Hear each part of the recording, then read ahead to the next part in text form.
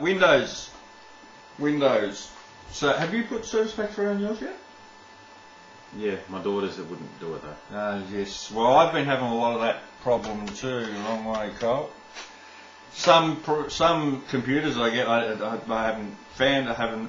A lot of the time I don't get I don't get a lot of time to find out why things are happening. I just try to figure out a way to fix it and fix it quickly and get it done. But I don't understand why this Service Pack 3 is just not going onto some system. It just gives you no reason. Yeah, it just gives you no reason. Yeah, and it'll just roll back. Luckily they got the rollback. Service Pack 2 I used to have the same problem with when it first came out. We're going back 3 years now, but yes, Service Pack 3 can be done. Some it just loads up properly, comes back up, and all hunky dory. Or go out and get a Mac. But don't do that. We have no work. Yeah, we have no work because they're all stable. Thanks to Windows again. Also, Service Pack 1 for Vista was finally released about a month or so ago. I haven't had any issues with installing that, nor have I had any blue screens or anything from it. It's just, there have been a lot of patches. I've been on Vista since the day of its conception? Is that a good word? No. Since it came out.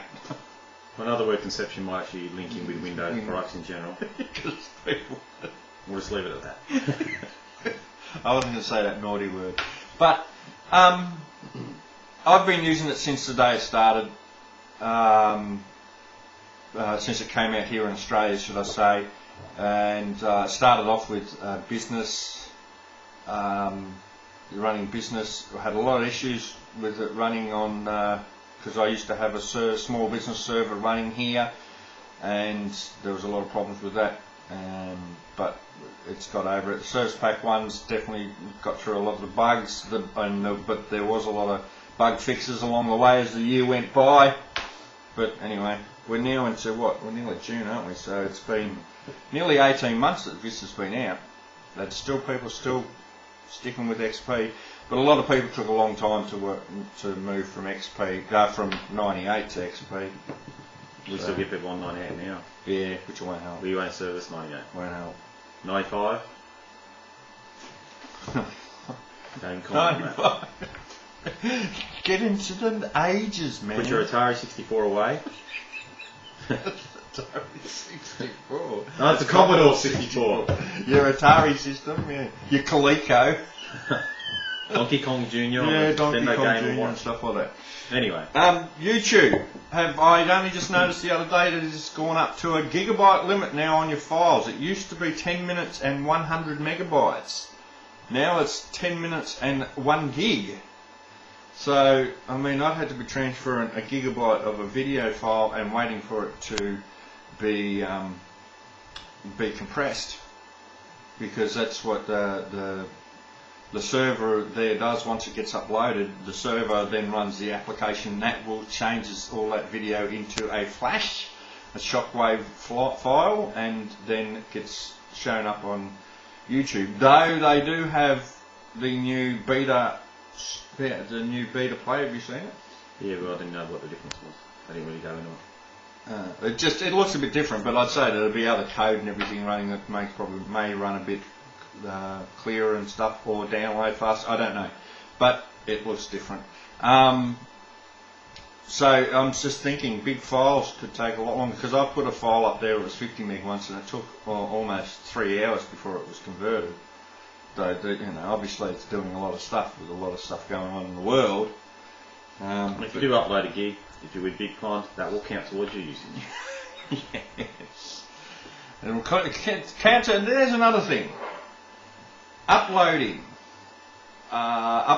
with some ISPs, they tell you that you don't get charged uploading, but there's still some sort of downloading when you're doing uploading, so you'll get charged for that download. But I don't believe that they entirely don't charge you for stuff. So I'm to do more work on that. On the net, very good. Well, we are not sponsored by On the Net. I do use them. Very good. We are not sponsored by On the Net, but we both have used them with other clients and put them onto them for the reasons being that, one, they're on the Gold Coast, So it's definitely a help. They are a small company, but they are one of the first people to roll out ADSL2 here in Their on own the Gold equipment, Coast. yeah. Yeah, running their own equipment. Cheaper, faster, more reliable than Telstra, but only in their exchanges. I have to move to Coomera and I have to go to Big Pond, and I'm very happy.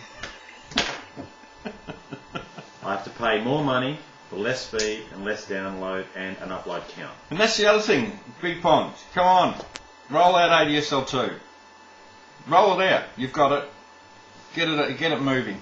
I mean, like, it's great that you shifted us all up to 8 megabytes from 1.5, we were the fastest, and open up the thing and open up the channels, and then we were all able to suddenly get 8 megabits on ADSL1. Fantastic. Get ADSL2 out. Get it out. Out into every exchange. Why not? We're considered, I was reading in one of the magazines that I tell you that I read, we are 27 out of 30 for speed in the world. And we're not a third world country or anything. I mean, like, America and Britain, they have satellite speeds that pass our cable speeds, you know. We have satellite speed of 256. That's the other thing too, 256. I was working on a client the other day, it was 256, and it's now the dial-up of broadband. I mean, I'd hate to be working now on anyone. Yeah, I'd hate to be working on anyone's now that has dial-up.